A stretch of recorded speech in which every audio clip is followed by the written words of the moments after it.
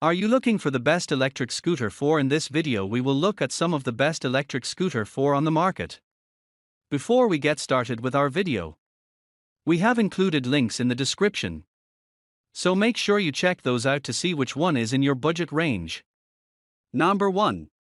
Swagtron Swagger 5 Boost. The Swagger 5 Boost is a welcomed upgrade to its predecessor, the Swagger 5 Elite, and replaces it on our list of best scooters. The motor is more powerful, going from 250 to 300 watts, but keeps its competitive price.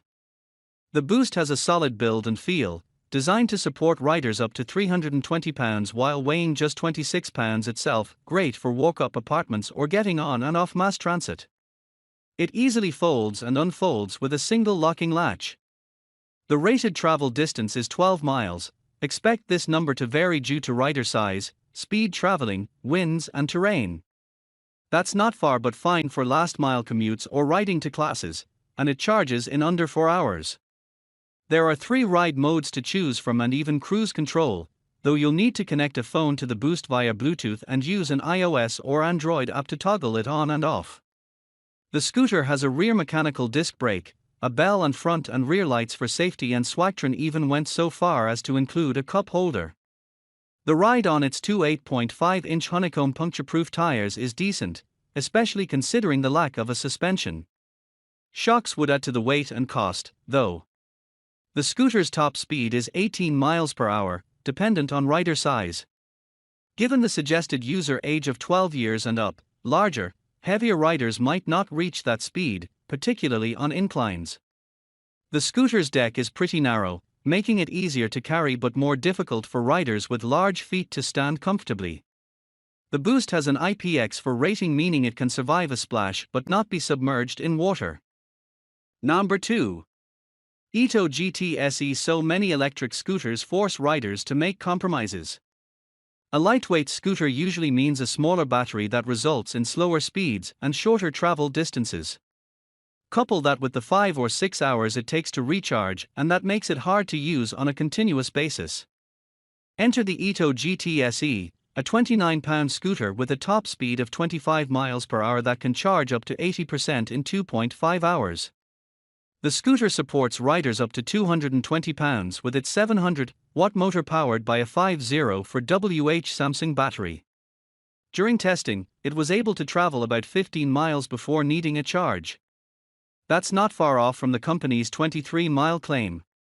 Travel distances vary depending on rider size, style of riding, hills and wind conditions. The scooter is easy to fold down and has collapsible handlebars, making its storage footprint very small. The handlebar height is adjustable for shorter or taller riders. Additionally, it has a spring in the deck and a small suspension in the front to ease some bumps out. The E-Twow GT SE is equipped with a headlight, electric horn, and 3 methods of braking: the regenerative motor, physical rear disc brake, and a rear foot spoiler brake. There's an app for iOS and Android too. Connect to the scooter's built-in Bluetooth, and the mobile app displays the speedometer and battery info and has the ability to toggle the lights on and off. There's also an alarm if the scooter is moved. Along with making noise, it will use the motor to slow its movement if someone tries riding off on it. Number 3. InMotion S1 electric scooter. The InMotion S1 is an exceptionally comfortable last-mile scooter. Coming in at $949, this responsive scooter has front and rear suspension, 10-inch puncture-proof pneumatic tubeless tires, and a handlebar height of 42 inches, so there's less hunching over when you ride. It's powered by a single 500-watt brushless rear-wheel motor and can get up to speeds of 18.6 miles per hour. The rear motor positioning is great for minimizing some of the weight in the front when lifting on or off of a curb. If you are on the heavier side, the S1 gets noticeably slower on inclines. InMotion rated the scooter to travel 59 miles before needing a charge. We found that to be closer to 20 to 25 miles from our testing. This always depends on travel speeds, rider size, and the terrain. The S1 ships with a single 63-volt charger and takes about 7 hours to replenish the 675 battery. However, with 2 charge ports on the S1, that time can be cut in half with a second charger.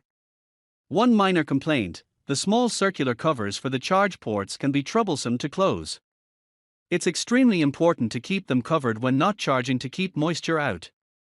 The S1 has a dust and water rating of IP55 and the battery IP67. Number 4. GoTrax GMax Ultra Electric Scooter. The $900 GoTrax GMax Ultra is the company's top-of-the-line commuter scooter. It boasts a 350-watt motor and a 36-volt, 17.5Ah LG lithium-ion battery. Its 10-inch air-filled tires made rides more comfortable than expected considering it doesn't have a suspension. It took approximately 4 to 5 hours to charge. The scooter is a kick-and-go, meaning you kick to take off and then use the well-placed thumb throttle on the right side of the handlebar to keep moving. It can hit a top speed of 20 miles per hour and, according to GoTrax, you can get about 45 miles of travel between charges. In real-world usage, it was about half of that, which is still pretty good. This also depends on the rider's size, hills and wind conditions. It supports riders up to 220 pounds. On the left side of the handlebars is the power button, as well as plus and minus buttons. Hold the power button for 3 seconds to turn the scooter on and off. By default, the scooter requires a 3-digit passcode to turn on that is entered using the plus-minus buttons and the power button to confirm. This won't stop someone from pushing the scooter, but the passcode along with a built-in stainless steel cable and 4-digit combination lock are nice to have for quickly locking it up. Plus, if you try to turn it on and roll it, the motors will slow its movement while making a beeping sound until the passcode is entered. Holding the minus button puts the scooter in walk mode. This gives you a 3 miles per hour power assist while you walk the scooter. Another nice feature, if the throttle is held for 10 seconds it enters cruise control where the scooter will maintain its speed until the brakes or throttle are touched. It can also be used to change gears when combined with the plus button. Number 5. InMotion V10F. There's something addictive about riding around town without having to use your hands for support and simply hopping on and off your ride. That's the experience you get with the InMotion V10F, a simple and reliable piece of transportation tech that's a small, fast and easy to store electric vehicle. The V10F is an electric unicycle that packs a lot in its 45-pound frame. It has a 2,000-watt motor powered by a 960 Wh battery that can move you, and its 16-inch wheel up to 25 miles per hour. I was able to hit 24 miles per hour in my testing. It's rated for travel distances up to 60 miles on a single charge. It takes about 8 hours to fill the battery. I got about half that distance due to my large frame and need for speed.